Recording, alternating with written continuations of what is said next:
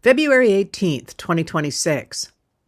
Today, Illinois Governor J.B. Pritzker delivered the State of the State address. The underlying purpose of the address is to explain the state budget, but Pritzker, a Democrat, used the occasion to talk far more broadly about the state of Illinois and the nation. Pritzker anchored his speech by reaching back to the days of John Peter Altgeld, a German-born American who helped to lead the progressive movement and served as governor of Illinois from 1893 to 1897. Altgeld oversaw passage of some of the strongest laws in the country for workplace safety and protection of child workers, invested heavily in education, and appointed women to important positions in state government, despite the fact that women could not yet vote. Pritzker noted that in his State of the State speech in January 1895, Altgeld talked about the need to ensure that science would govern the practice of medicine in Illinois, the high cost of insurance, the condition of Illinois prisons, the funding of state universities, a needed revision of election laws, the concentration of wealth in large businesses. Altgeld expressed pride for appointing women to office and stated that justice requires that the same rewards and honors that encourage and incite men should be equally in reach of women in every field and activity. Pritzker said he brought up Altgeld's defense of equal rights to highlight one enduring human truth. Injustice can become a genetic condition we bequeath on future generations if we fail to face it forthrightly. Pritzker then turned to the year that has passed since Donald J. Trump took office. To be perfectly candid, Pritzker said, as Illinois is one of the states whose taxpayers send more dollars to the federal government than we receive back in services, I was hoping that his threats to gut programs that support working families were the kind of unrealistic hyperbole that fuels a presidential campaign, but then is abandoned when cooler heads prevail. But, he said, unfortunately, there are no cooler heads at 1600 Pennsylvania Avenue these days. The Trump administration has cost Illinois $8.4 billion, Pritzker said, illegally confiscating money that has already been promised and appropriated by the Congress to the people of Illinois. Pritzker was clear that this money is not handouts, but dollars that real Illinoisans paid in federal taxes and that have been constitutionally approved by our elected Democratic and Republican representatives in Washington. Unlike the federal government, states must balance their budgets every year.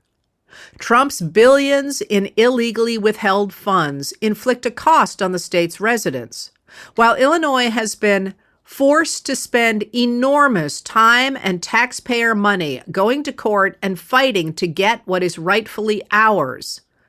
Pritzker said, it is impossible to tally the hours, days, and weeks our state government has spent chasing news of presidential executive orders, letters, and edicts that read like proclamations from the Lollipop Guild.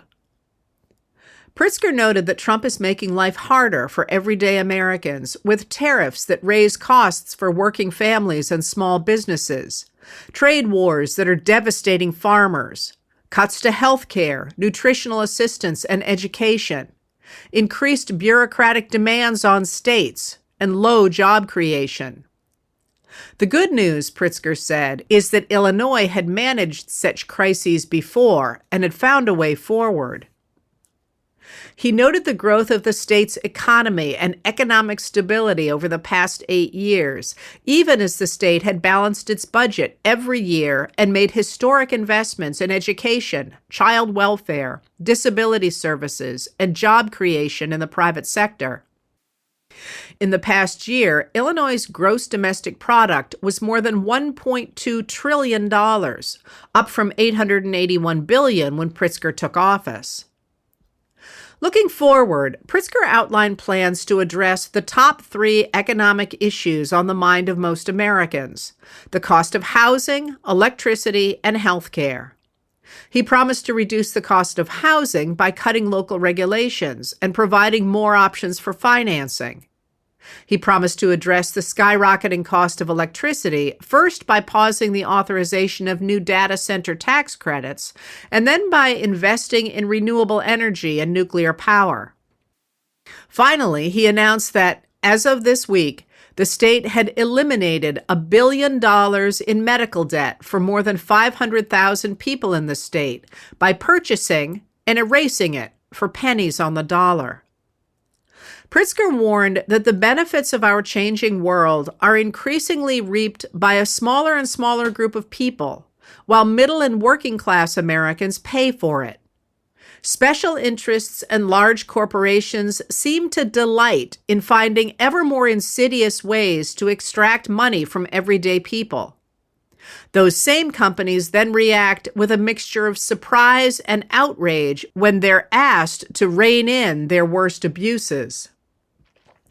I'm committed to doing everything government can to rein in the worst of the price gouging and profiteering we're seeing, Pritzker said.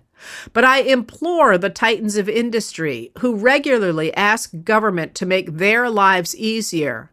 What are you doing to make your employees and your customers' lives easier?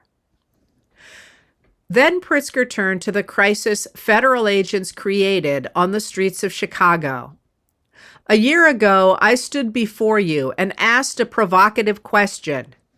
After we have discriminated against, disparaged, and deported all our immigrant neighbors, and the problems we started with still remained, what comes next? Pritzker said. He recalled that when he asked that question, some people walked out. But a year later, we have an answer, don't we? He said.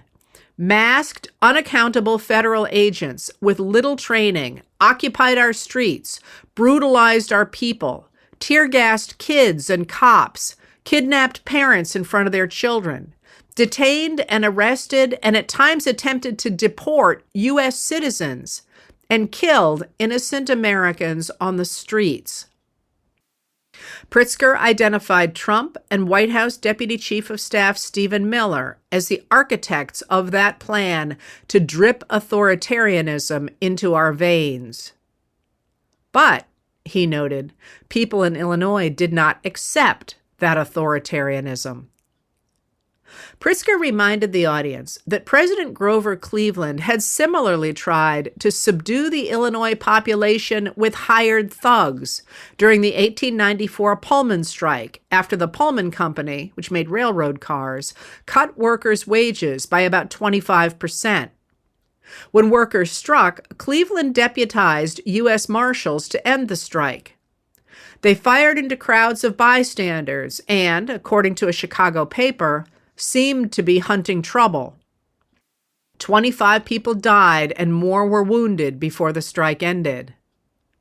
Altgeld had opposed the arrival of federal troops, and his fury at their intrusion still smoldered when he gave his State of the State speech almost 6 months later. If the president can, at his pleasure, send troops into any city, town, or hamlet, whenever and wherever he pleases, under pretense of enforcing some law, Altgeld wrote, his judgment, which means his pleasure, being the sole criterion, then there can be no difference whatever in this respect between the powers of the president and those of the Tsar of Russia. Pritzker joked that he wished he could spend just 1 year of my governorship presiding over precedented times. I yearn for normal problems, he said. But these are not normal times. I've been thinking a lot lately about love, about loving people and loving your country and the power involved in both, the governor said. I know right now there are a lot of people out there who love their country and feel like their country is not loving them back. I know that. But he told those people that your country is loving you back, just not in the way you're used to hearing. It's not speaking in anthems or flags or ostentatious displays of patriotism. It will never come from the people who say the only way to love America is to hate Americans. Love is found in every act of courage, large and small, taken to preserve the country we once knew. You will find it in homes and schools and churches and art. It is there. It has not been squashed. Pritzker called out the love shown by the bicyclers who showed up in Little Village every day during Operation Midway Blitz to buy out tamale carts so the vendors could return to the safety of their homes.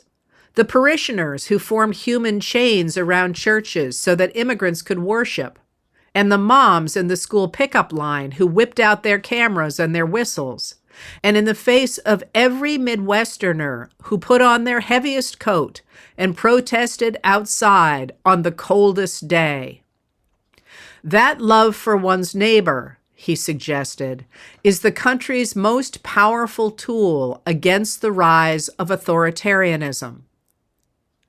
I am begging my fellow politicians, my fellow Illinoisans, my fellow Americans, to realize that right now in this country, we are not fighting over policy or political party, Pritzker said. We are fighting over whether we are going to be a civilization rooted in empathy and kindness or one rooted in cruelty and rage. I love my country, Pritzker said. I refuse to stop. The hope I have found in a very difficult year is that love is the light that gets you through a long night.